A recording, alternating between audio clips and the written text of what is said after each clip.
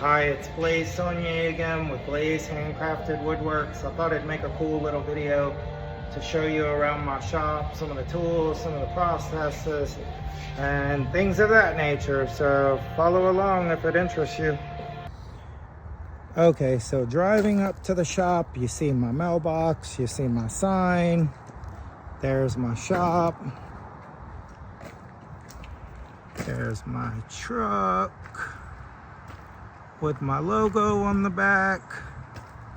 There's my dumpster. There's my two trailers in the back that we use to move around our cabinets or whatever else we happen to build. So now I'm walking into the shop. As soon as you walk in, you see my racks where I keep all my sheet goods.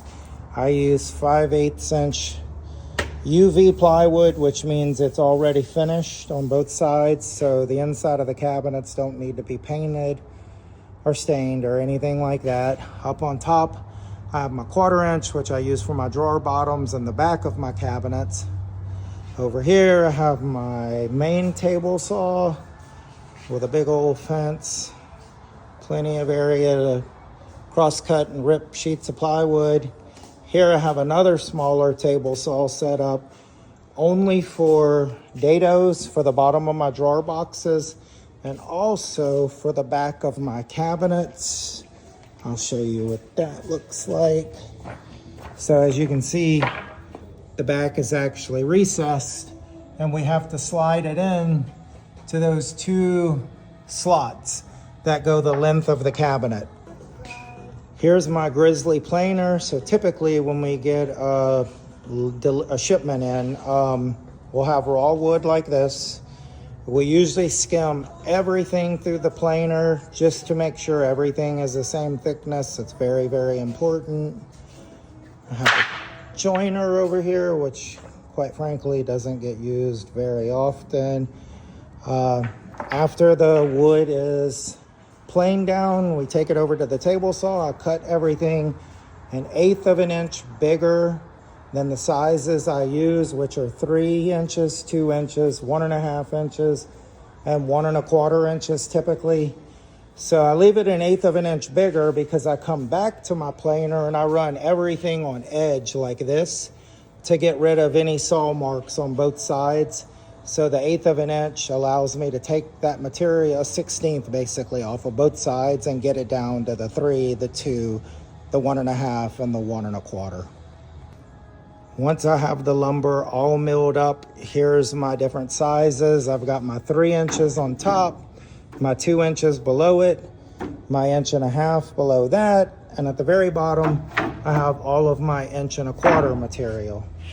Here is my miter station and my miter saw. I built this big thing around it because believe it or not, this saw makes a ton of dust. Over here, I have a roller and I have this little sliding gauge from Rockler where if you look, it's very accurate. If you set it on 28 3/16 and you cut your board, it's gonna be 28 3/16. So there's the length of it. My table extends on both sides when I'm working on longer pieces of lumber. This right here is called a line boring machine, and what it does is it drills all of these holes. So once it's in the side of a cabinet, you have your adjustable shelf holes for your pegs to fit in so you can put your shelf wherever you want it. Saves a lot of time because we used to drill each one of those holes individually by hand using a jig. Next, we'll walk up to my pocket hole machine. Lord, I can't think right now. So you slide your piece of wood underneath there. It's pneumatic. You pull this lever down, if you can see that. Drills a nice little pocket hole in the bottom of the wood. My compressor just kicked on. When we take it over here to the face frame table,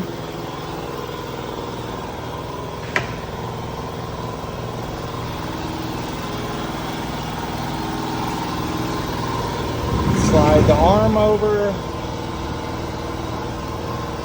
get it just like we want it, clamp it down, put a screw in there, and that's how we make the joints for all of our face frames. I'll talk a little bit louder because my compressor is still running. But over here, we have my door clamping machine, which I showed slightly in another video, but it's got all these little holes so you can adjust these things for whatever size you're doing.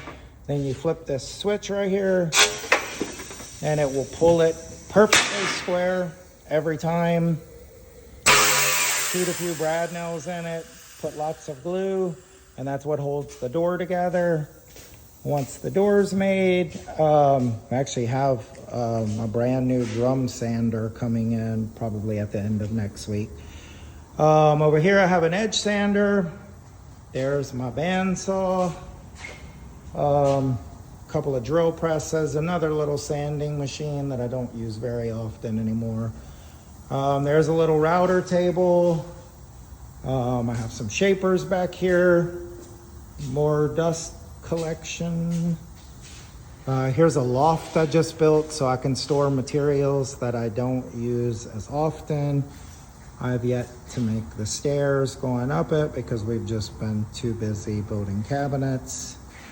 There's a drying rack for when painters use my shop because me and paint don't get along. What else? There's another lumber rack on this wall. We got our refrigerator, which holds our food and water. I think I pretty much showed you guys everything. Am I forgetting something? Here's all the stuff that I usually take on installations. Got a little compressor, air hose, my pack out with assorted screws, shims, all that kind of stuff. I got my miter saw that I bring on site with me.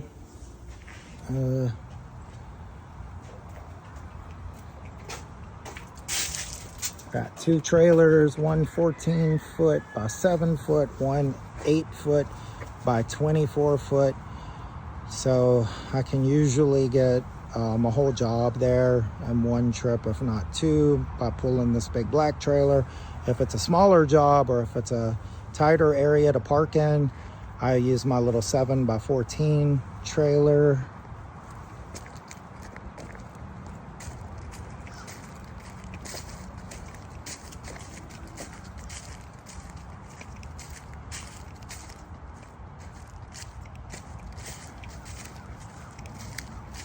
There's my logo. There's my bigger trailer. This thing is really huge. It's nice. Here's a couple of more things that I just built just to try to keep things organized, keep things efficient. I keep my putties here, my putty knives there. I keep my palm sanders here, belt sander up there. Got plenty of glue and glue bottles. There's some extra bottles, extra sandpaper. Always need sandpaper. Here's jigs we use to put our drawer slides on and our drawer fronts once we mount them to the drawer boxes. Another dust collection system. I have another one over here I didn't mention that I have hooked up only to my table saw. And the reason why is because the table saw, the stuff we cut with that plywood and sheet goods, has glue in it, and the glue's not good for animals or anything like that. So we throw that away. The other stuff that we get out of my planers and shapers and things like that, I usually sell the bags for about 10 bucks. There's my little one because it really doesn't need to be big if it's just picking up dust from my table saw. This is basically where I store all my blades. The bad ones are under the stack that says deplorable. And the ones that are already sharpened are under the label exemplary because they're sharp. There's some bandsaw blades, a couple of other things. Another little thing I built just to hold blades, zero insert throat plates for my table saw. Usually throw our drills up there, keep my safety glasses, my protective hearing, that kind of stuff. Over here, I made a bunch of little places to keep the different fasteners we use in our nail guns, staple guns, brad nailers, pin nailers, all that good stuff you need when you're doing woodworking. I don't even know what to call this spot. This is like a miscellaneous. Anything goes up here. Lubricants, tapes, weird fasteners. I even have plumbing stuff in there. I'm not sure why I have plumbing stuff. What else? We're just about finished. Here's where I keep all my pneumatic guns and some more fasteners for that. I think I pretty much showed you guys everything. I think y'all get the gist of my shop. I love it. It's like my big clubhouse. I like being here. I enjoy what I get to do for a living. I hope I can continue to do it for many more years, the good Lord willing. Ooh, I forgot about this. This is really, really cool, believe it or not. So here's where I keep various different squares. And then I have these magnetic strips that I got at Harbor Freight for really, really cheap. This is a bench vise. But those magnetic strips hold stuff we need throughout the day. They're very useful. It's handy.